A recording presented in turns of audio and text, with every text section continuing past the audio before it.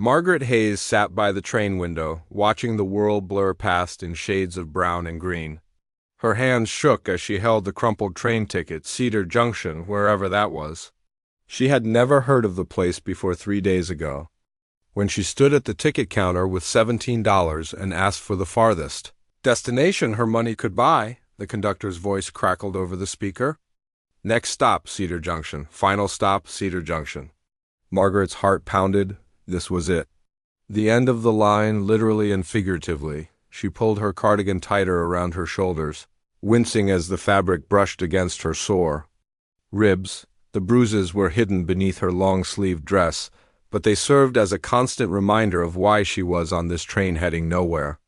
Carl's voice still echoed in her mind from that terrible night 3 days ago. You belong to this family now, Margaret. You don't get to just leave. The train squealed to a stop with a loud hiss of brakes. Margaret grabbed her worn leather suitcase, the same one she had packed for her honeymoon 15 years ago. Now it held everything she owned in the world. A few dresses, some undergarments, her late husband's pocket watch, and a small photo of their wedding day. That was all that remained of her old life. She stepped carefully down the train steps, her legs unsteady. The platform was nearly empty except for an elderly man reading a newspaper and a woman with 2 young children. The late afternoon sun beat down mercilessly, and Margaret felt sweat beading on her forehead despite the chill that seemed to live in her bones these days. Cedar Junction looked like 1,000 other small towns she had passed through. A water tower stood tall against the sky, and a few scattered buildings lined what appeared to be the main street. Dust swirled in the hot breeze, and she could smell something that might have been cattle in the distance. Margaret walked slowly toward a wooden bench near the station house, her suitcase feeling heavier with each step. She hadn't eaten much in the past few days, just some crackers and an apple she had bought at the last station. Her stomach growled, but she ignored it. She needed to make her remaining money last until she could find work.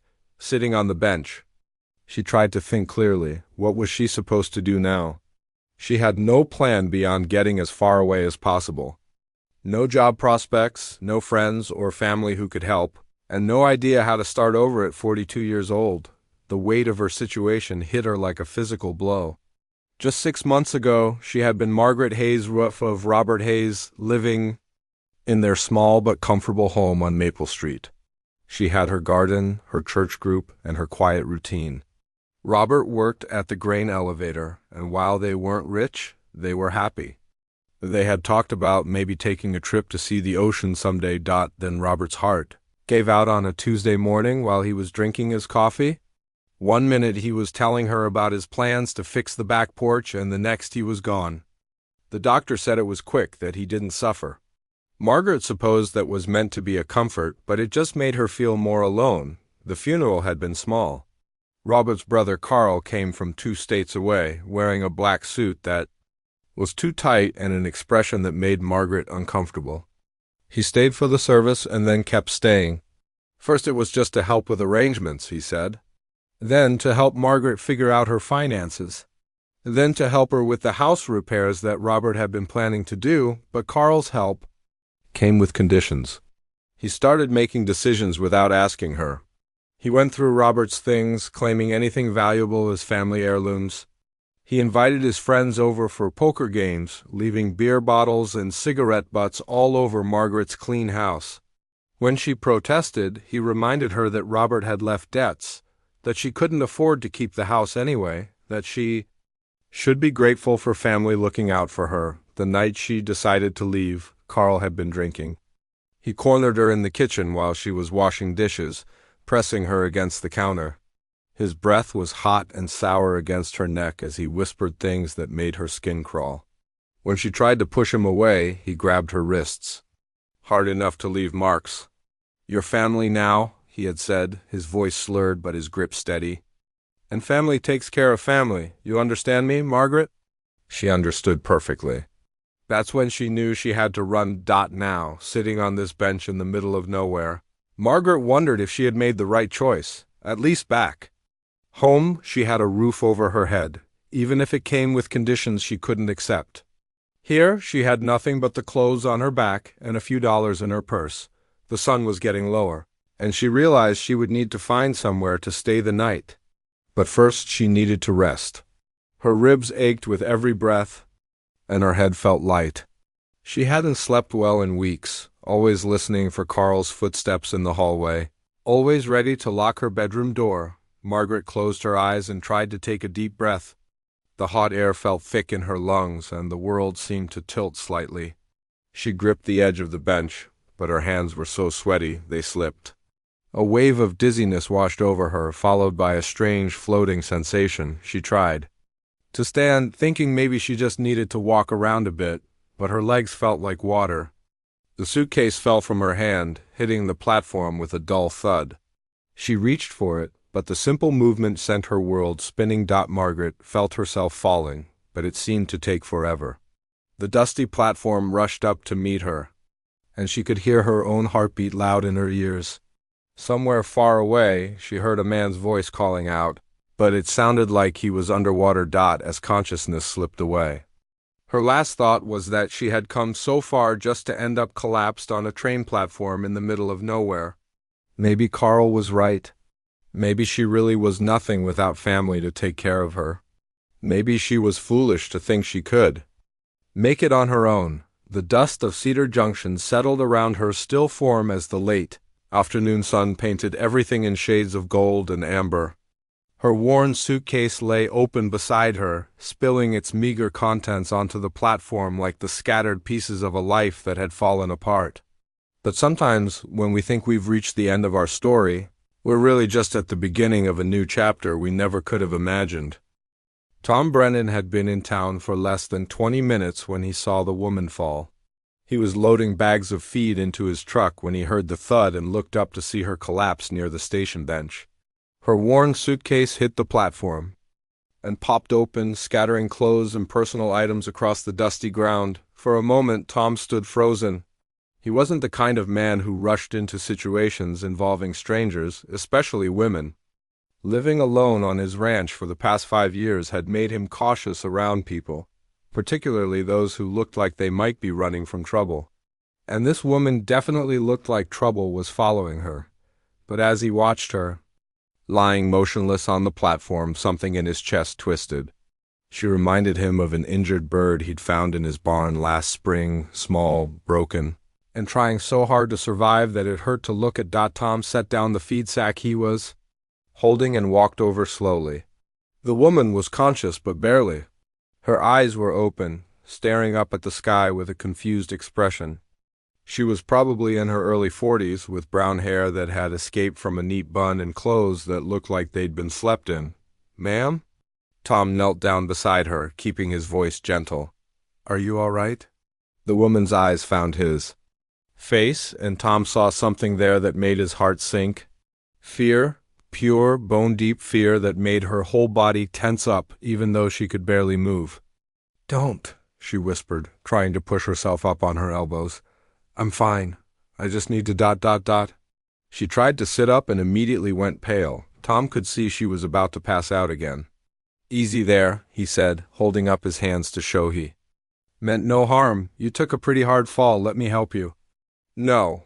The word came out sharp and panicked. "I don't need help. I just need to get my things and..." She looked around wildly for her suitcase, and Tom could see her eyes filling with tears when she spotted her belongings scattered across the platform. A small framed photo lay face down near his boot, and some clothes had blown against the station wall. Tom had seen that look before. Not on a person, but on animals that had been hurt bad and didn't trust anyone to come near them. His late wife, Helen, had been good with scared creatures. She would have known exactly what to say. But Helen was gone, and Tom was terrible with words even on his best days. "Look," he said quietly, "I'm not going to hurt you. I just want to make sure you're okay. Can you tell me your name?" The woman stared at him for a long moment, as if trying to decide whether he was safe. Finally, she said, "Margaret." "Margaret. Hayes, I'm Tom Brennan. I have a ranch about 15 miles from here." He gestured toward his truck. "There's a doctor in town, Doc Peterson. He's a good man. Let me take you to see him." "I can't pay for a doctor." Margaret's voice was barely above a whisper. "I don't have much money." Don't worry about that right now. Tom stood up and started gathering her scattered belongings.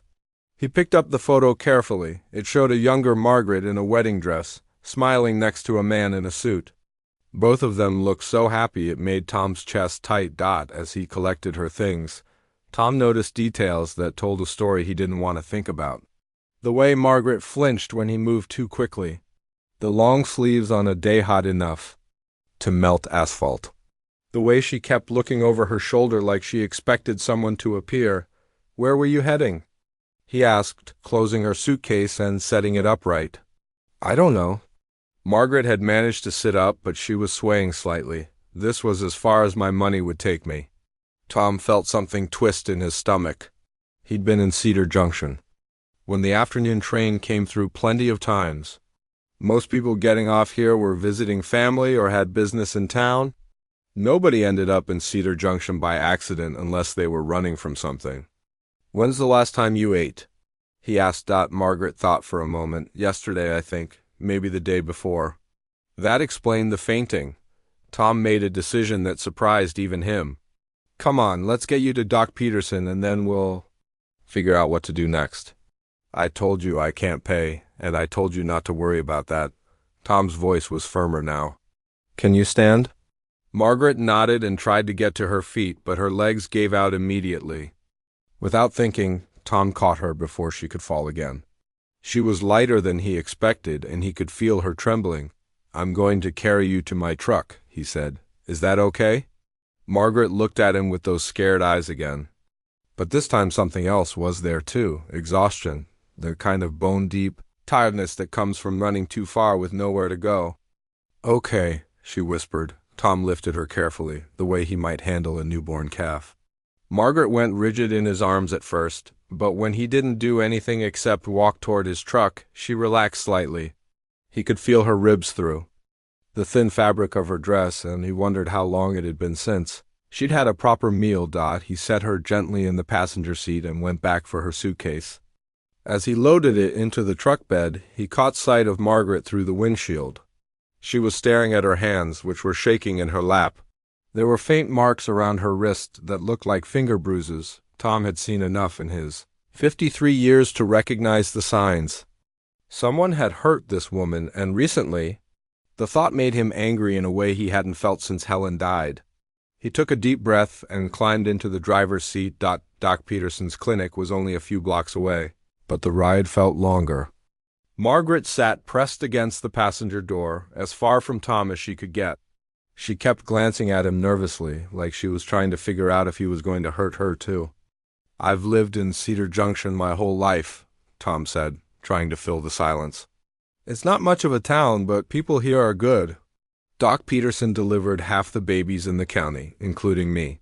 He's about 70 now, but his hands are still steady. Margaret nodded but didn't say anything.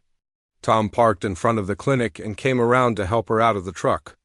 This time, she didn't flinch quite as much when he offered his arm. Doc Peterson took one look at Margaret and ushered her into an examination room. Tom waited in the small lobby, flipping through old magazines and trying not to think about what the doctor might be finding. After about 30 minutes, Doc Peterson came out looking grim. She's malnourished and dehydrated, he said quietly. She's also got some bruising on her ribs and arms. Nothing broken, but someone roughed her up pretty. Good. Tom's jaw tightened. What can we do? She needs food, rest, and time to heal. Most importantly, she needs to feel safe. Doc Peterson studied Tom's face. You thinking about helping her? I don't know. Tom ran a hand through his graying hair. Maybe she doesn't have anywhere else to go. Your place is isolated enough. Might be exactly what she needs. Doc Peterson patted Tom's shoulder. You always were good at fixing broken things. When Margaret came out of the examination room, she looked embarrassed. I'm sorry for causing so much trouble. I can pay you back eventually, I promise. Nobody's asking you to pay anything back. Tom picked up her suitcase. But I do have a proposition for you. Margaret's whole body went tense again. What kind of proposition? The kind where I offer you a job and a place to stay and you think about whether you want to take it or not? Tom's voice was steady and calm. I have a ranch outside town. It's been just me for 5 years now, and I could use help with the house, cooking, cleaning, that sort of thing. There's a guest room with a lock on the door and windows that face the front yard. You'd see anyone coming from a mile away. Margaret stared at him. Why would you do that? You don't even know me. Tom thought about Helen, about how she'd always said that helping people was just what you did when you had the chance. Because everyone deserves a safe place to figure out what comes next, he said simply. And because I make terrible coffee and haven't had a decent meal in months. For the first time since he'd met her, Margaret almost smiled. I do make good coffee. Then we might just work something out? The first thing Margaret noticed about Tom's ranch was the silence.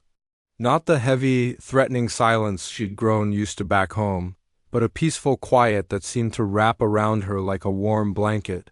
The truck crunched over gravel as they pulled up to a modest 2-story house with a wraparound porch and faded blue shutters.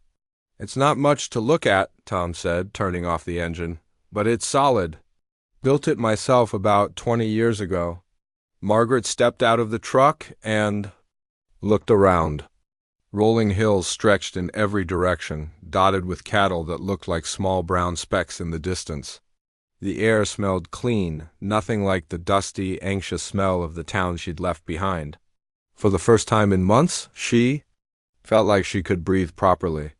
It's beautiful, she said, and meant it. Tom carried her suitcase up the front steps and opened the door. The inside of the house was simple but well built. A stone fireplace dominated one wall of the living room, and large windows let in plenty of natural light. Everything was clean but had that empty feeling that comes from a house where only one person lives. Your room's upstairs, Tom said, gesturing toward a staircase. First door on the right. Has its own bathroom and, like I mentioned, a good lock on the door. Margaret followed him up the stairs, her legs still shaky from the day's events. The guest room was small but comfortable, with a quilted bedspread and curtains that matched. Most importantly, it had windows that faced the long driveway, just like Tom had promised. I'll let you get settled, Tom said, setting her suitcase. On the bed, kitchen's downstairs whenever you're ready. No rush. After he left, Margaret sat on the edge of the bed and looked around the room. It was the first space that had felt truly hers in months. She got up and turned the lock on the door, then tested it twice to make sure it worked. The simple click of the mechanism made her shoulders relax in a way they hadn't in weeks. That first night, Margaret barely slept. Every sound made her jump. The wind through the trees, the house settling, a cow lowing somewhere in the distance. But as the hours passed and nothing bad happened, she began to realize that her body was finally starting to let go of the constant tension she'd been carrying. The next morning, she woke to the smell of coffee and something burning. She dressed quickly and went downstairs to find Tom standing over the stove, poking at what looked like the remains of scrambled eggs with a fork. I warned you about my cooking, he said without looking up. Hope you like things well done? Margaret smiled, the first real smile she'd had in months. Let me help with that. She took the pan from him and scraped the burnt eggs into the trash, then started fresh. As she worked, Tom sat at the kitchen table and watched her with a curious expression. You don't have to do this, he said. I meant what I said about no rush. I know. Margaret cracked eggs into the pan with practiced efficiency. But I like to cook. It makes me feel useful. The eggs turned out perfect, and Tom ate them with the enthusiasm of someone who'd been living on burnt food for too long. As they ate, Margaret found herself relaxing even more. Tom wasn't a big talker, but his presence was comfortable in a way that surprised her. Over the next few days, Margaret settled into a routine. She woke early and made breakfast, then spent the morning cleaning and organizing the house. Tom would disappear after breakfast to work with the cattle, returning for lunch and then again at dinner. He never asked personal questions, never pushed for information about her past, and always made sure she knew where he was going and when he'd be back. Slowly, Margaret began to feel human again. The constant knot in her stomach loosened. She started sleeping through the night. The bruises on her ribs faded from purple to yellow to nothing. Most importantly, she stopped jumping every time she heard a car on the road. One afternoon, about 2 weeks after she'd arrived, Margaret was hanging laundry on the clothesline when she heard Tom calling for help. She ran toward the sound and found him in the barn, kneeling next to a cow that was clearly in distress. "She's having trouble with her calf," Tom said, his voice tense. "I need to help her, but I need someone to hold this flashlight steady." Margaret had never been around farm animals before, but she could see that Tom was worried. She took the flashlight and held it where he pointed, trying not to think about the blood and mess involved in what was happening. "There," Tom said after what felt like hours but was probably only minutes. "Come on, Mama, you can do this." The calf came suddenly, all legs and wet fur, and Margaret gasped as Tom quickly cleared its airways. The little creature took its first breath and immediately started trying to stand, wobbling on unsteady legs. "Is it okay?" Margaret asked, surprised by how concerned she felt. Tom was grinning, and Margaret realized it was the first time she'd seen him truly smile. "She's perfect. Look at her go." The calf found its feet and immediately started looking for its mother. Margaret watched in amazement as the cow began licking her baby clean, making soft sounds that were almost like singing. "That was incredible," Margaret said softly. "Gets me every time," Tom replied. "No matter how many times I've seen it, new life always feels like a miracle." As they walked back to the house, Margaret realized something had changed. She'd been so focused on her own survival that she'd forgotten what it felt like to be part of something bigger than her own fear. Helping with the calf had reminded her that she was capable of more than just running away. That evening, as they sat on the porch after dinner, Tom finally asked the question Margaret had been dreading. "You want to tell me what happened to you?" His voice was gentle, but she could hear the concern underneath. Margaret was quiet for a long time, watching the sun set over the hills. Finally, she started talking. She told him about Robert, about how happy they'd been and how suddenly he was gone. She told him about Carl, about the way he'd moved into her house and her life like he owned them both. She told him about the night she decided to leave, though she left out the worst details. Tom listened without interrupting. When she finished, he was quiet for a while. "I'm sorry," he said finally. "Nobody should have to go through that." "I keep thinking I should have been stronger," Margaret said. "Should have fought back sooner." "You did fight back. You left. That took more courage than you know." Margaret looked at him in surprise. She'd been telling herself she was a coward for running away. "My wife Helen always said that sometimes the bravest thing you can do is walk away from something that's hurting you," Tom continued. "She was smarter than me about most things." "What happened to her?" Margaret asked gently. "Cancer. Took her about 5 years ago." Tom's voice was steady, but Margaret could hear the pain underneath. "She fought it for 2 years, but in the end it was stronger than she was. I'm sorry. She was a good woman. Would have liked you, I think. She always said this place was too quiet with just me rattling around in it." As the stars came out, Margaret found herself thinking about the calf they'd helped deliver earlier. It had been so determined to live, to stand up and find its mother despite being wobbly and uncertain. Maybe that's what she was doing too, learning to stand up again after being knocked down. "Tom?" she said quietly. "Yeah? Thank you for everything. I know you didn't have to help me." Tom was quiet for a moment. "My Helen used to say that helping people wasn't something you had to do, it was something you got to do. I'm starting to think she was right about that too." Margaret smiled in the darkness. For the first time since Robert died, she felt like she might actually have a future worth looking forward to.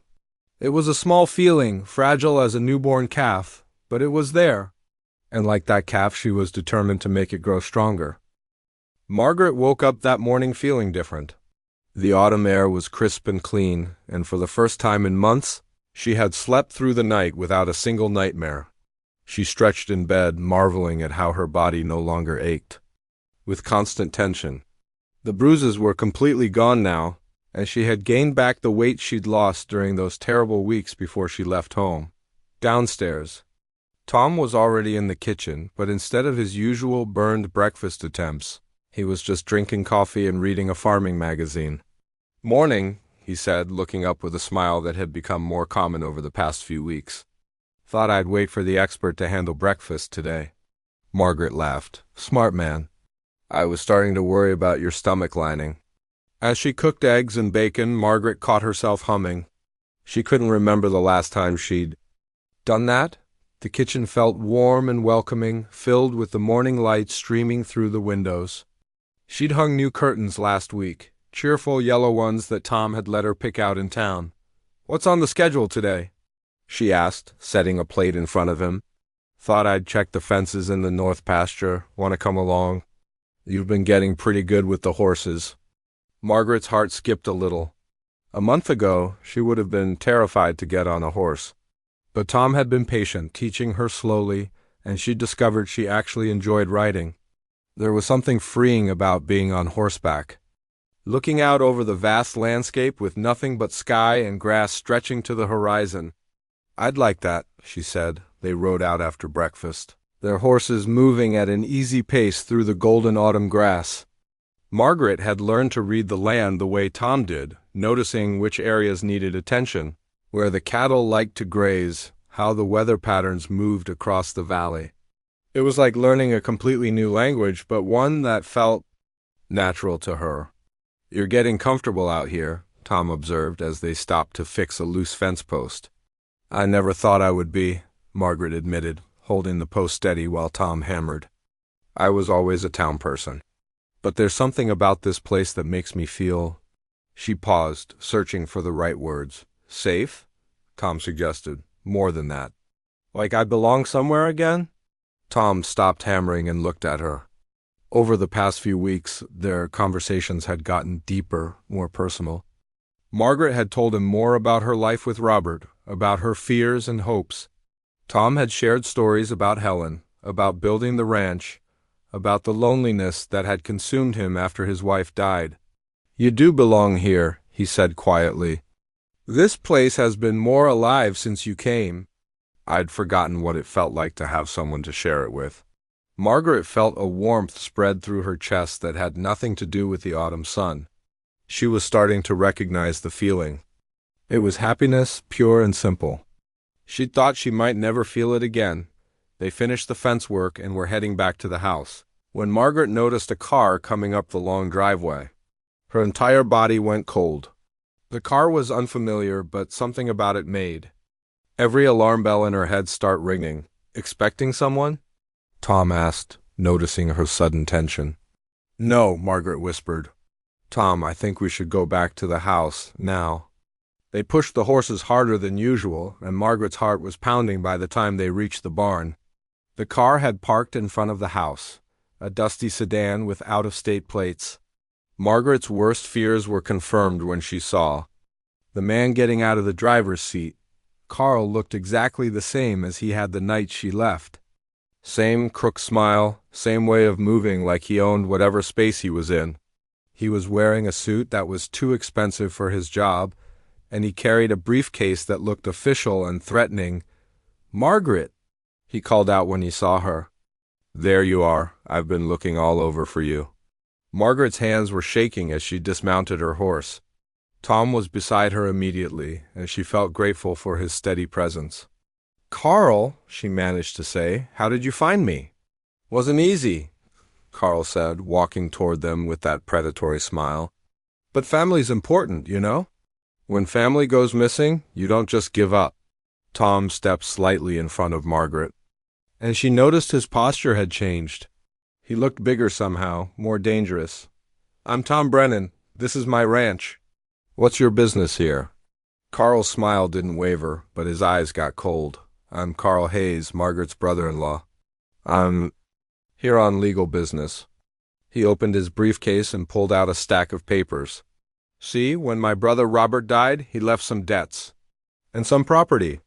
Margaret here ran off before we could settle the estate properly. Margaret's throat felt tight. I don't owe you anything, Carl. Robert's debts died with him. That's not how the law works, sweetheart. Carl's voice was patronizing, the same tone he'd used when he lived in her house. You see, Robert put some things in both your names. That makes you responsible for his obligations. He held out the papers to Tom. These are legal documents. Court orders, actually. Margaret needs to come back home and settle this properly, or there's going to be serious consequences. Tom took the papers and looked them over. Margaret could see his jaw tightening as he read. These look complicated. Might be good to have a lawyer look at them. No need for lawyers, Carl said quickly. This is family business. Margaret knows. What she needs to do, Margaret felt like she was drowning. The confidence she'd built over the past 2 months was crumbling. This was exactly what she'd been afraid of, that Carl would find her and drag her back into the nightmare she'd escaped. I need to think about this, she said, her voice barely above a whisper. Nothing to think about, Carl said, and now his voice had the edge she remembered. You're coming home with me, today. No, the word came out stronger than Margaret expected. I'm not going anywhere with you. Carl's fake smile disappeared completely. Margaret, don't make this harder than it needs to be. You know what happens? When you're difficult. The threat was clear, and Margaret felt her old fear rising up. But then she felt Tom's hand on her arm, steady and reassuring. I think you should leave, Tom said, his voice calm, but with steel underneath. Now, Carl laughed, but it wasn't a pleasant sound. And who's going to make me? You? Margaret's already caused enough trouble running away like this. She's got responsibilities. The only responsibility she has is to herself, Tom replied. And she's told you she's not going anywhere. Carl's face was getting red now. This is between family. It's got nothing to do with you. It has everything to do with me, Tom said, stepping closer to Carl. This is my land and Margaret is under my protection. You need to leave. For a moment, Margaret thought Carl might try to fight Tom, but after looking at the rancher's steady gaze and solid frame, Carl seemed to reconsider. Fine, he said, gathering up his papers. But this isn't over, Margaret. You can't run forever. These legal problems aren't going to disappear just because you found some cowboy to hide behind. He got back in his car and drove away, leaving a cloud of dust and the acrid smell of fear in the air.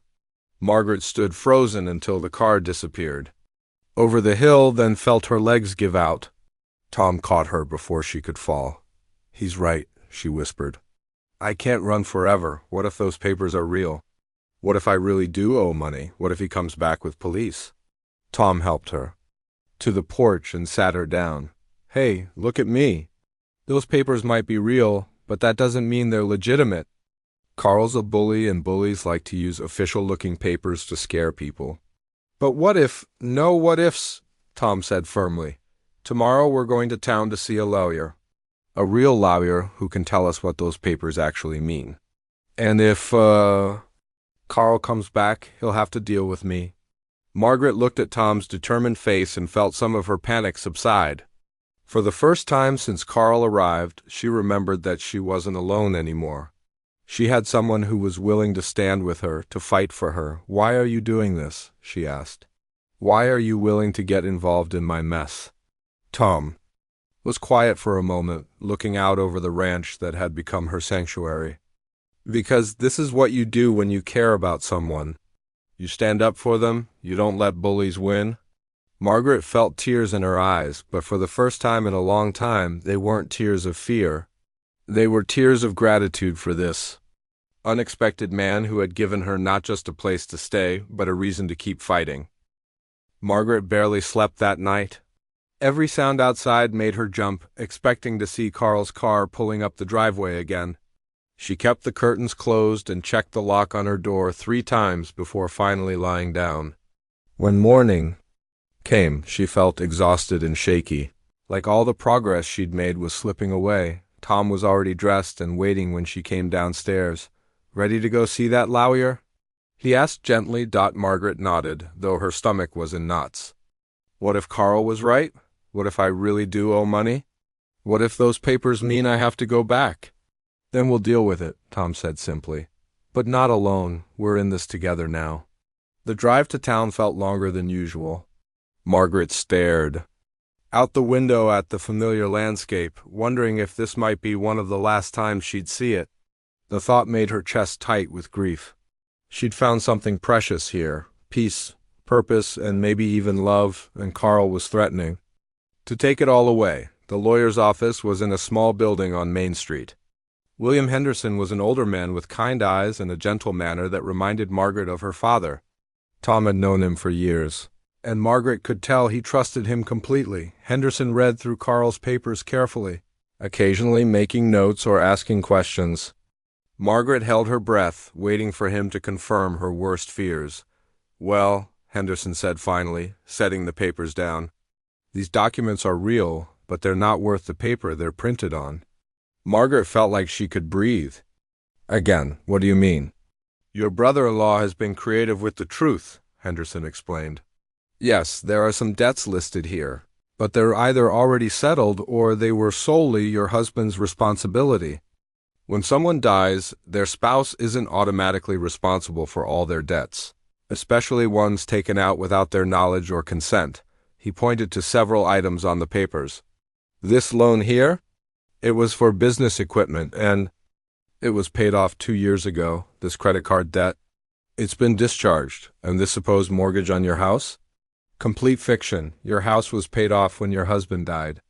Tom leaned forward. "So what's Carl trying to do here?" "He's trying to scare Margaret into giving up property and assets that are rightfully hers," Henderson said. "It's a common scam, unfortunately. People prey on grieving widows who don't know their legal rights."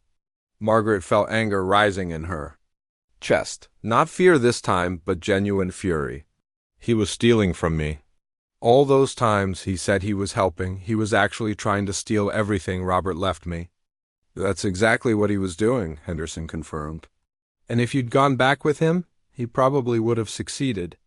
These fake documents would have been enough to intimidate most people into signing over their rights. What happens now?" Tom asked. Henderson smiled. "Now we turn the tables. I'm going to contact the authorities in Margaret's hometown and report Mr. Hayes for fraud and attempted theft. I'm also going to send him a cease and desist letter that makes it very clear. He's to have no further contact with Margaret." Margaret felt like a weight was lifting off her shoulders. "Is it really that simple?" "The legal part is," Henderson said. "The emotional part might take longer. Men like Carl don't like being told no, but legally you're completely protected." They left the lawyer's office with copies of all the paperwork and a detailed explanation of Margaret's rights. Tom suggested they celebrate with lunch at the diner, but Margaret was too keyed up to eat much. "I can't believe it's over," she said, pushing food around on her plate. "I keep waiting for the other shoe to drop. It's not over until you say." "It's over," Tom replied. "Carl might try to contact you again, might try different tactics. But you know the truth now, he can't control you anymore." That afternoon, they drove back to the ranch in comfortable silence. Margaret watched the familiar hills roll by and realized something had fundamentally changed. This morning she'd felt like a victim again, powerless and afraid. Now she felt like herself. The strong woman she'd been before grief and fear had taken over her life. As they pulled up to the house, Margaret noticed a car parked by the barn. Her heart jumped until she realized it wasn't Carl's sedan, it was Doc Peterson's old pickup truck. "Doc?" Tom called out as they got out of the truck. "Over here," came a voice from the barn. They found Doc Peterson examining one of the horses, his medical bag open beside him. "Just doing the regular checkup on old Belle here," he said, patting the Mare's neck. "But I'm glad you're both here. I heard through the grapevine that you had some trouble yesterday." Margaret wasn't surprised that news had traveled fast. In a small town like Cedar Junction, everyone knew everyone else's business. "It's handled," Tom said. "Lawyer says the whole thing was a scam." Doc Peterson nodded approvingly. "Good. That man had a look about him I didn't like. Reminded me of a snake oil salesman I knew years ago." He closed his medical bag and looked directly at Margaret. "How are you holding up?"